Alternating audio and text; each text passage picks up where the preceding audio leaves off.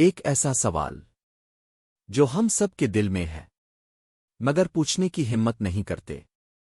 کیا واقعی ہم گناہ چھوڑ سکتے ہیں؟ آج کا یہ واقعہ آپ کی زندگی بدل سکتا ہے۔ بصرہ کی گلیوں میں ایک شخص رہتا تھا۔ ظاہری طور پر وہ عام انسان تھا، مگر دل کے اندر ایک جنگ چل رہی تھی۔ وہ گناہوں میں مبتلا تھا اور ہر رات سوتے وقت اس کا دل اسے ملامت کرتا۔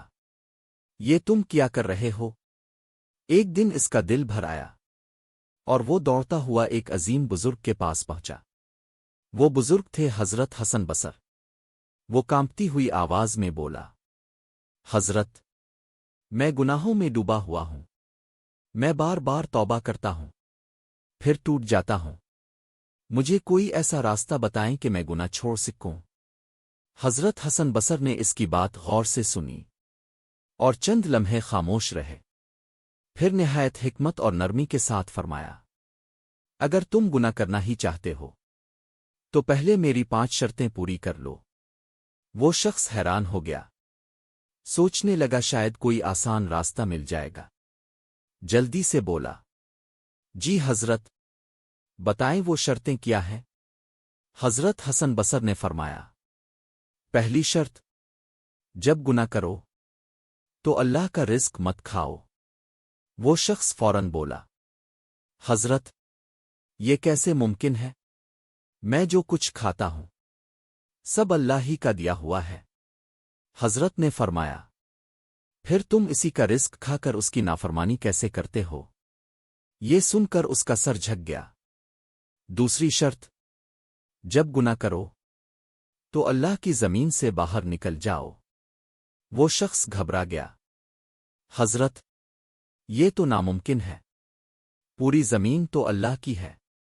حضرت نے فرمایا، پھر تم اس کی زمین پر رہ کر اس کے خلاف کیسے جا سکتے ہو؟ تیسری شرط، ایسی جگہ تلاش کرو جہاں اللہ تمہیں نہ دیکھے۔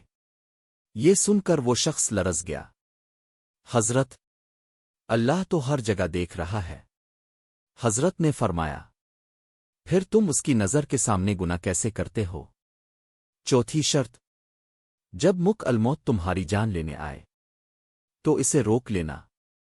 وہ شخص بے بس ہو کر بولا، حضرت، یہ کیسے ممکن ہے؟ پانچویں شرط، اور جب تمہیں جہنم میں ڈالا جائے تو انکار کر دینا۔ یہ سن کر اس شخص کے آنسو نکل پڑے۔ وہ زمین پر گر پڑا اور روتے ہوئے کہنے لگا، حضرت، میں تو ان میں سے ایک شرط بھی پوری نہیں کر سکتا۔ میں بہت بڑا گناہگار ہوں۔ حضرت حسن بصر نے محبت سے فرمایا، جب تم یہ سب نہیں کر سکتے تو پھر اللہ کی نافرمانی کیوں کرتے ہو؟ دوستو، ہم بھی اسی اللہ کا رزق کھاتے ہیں، اسی کی زمین پر رہتے ہیں، اور وہ ہمیں ہر لمحہ دیکھ رہا ہے۔ پھر ہم کیوں بھول جاتے ہیں؟ پھر ہم کیوں گناہ کرتے ہیں؟ اللہ تعالی ہمیں سچی توبہ نصیب فرمائے، ہمیں گناہوں سے بچنے کی ہمت دے اور ہمارے دلوں کو اپنی محبت سے روشن کر دے۔ آمین رب العالمین۔ اگر آپ چاہتے ہیں ایسے ایمان تازہ کرنے والے واقعات سننا تو ابھی سبسکرائب کریں۔ ملتان اولیاء ملتان اور بیل آئیکن ضرور دبائیں۔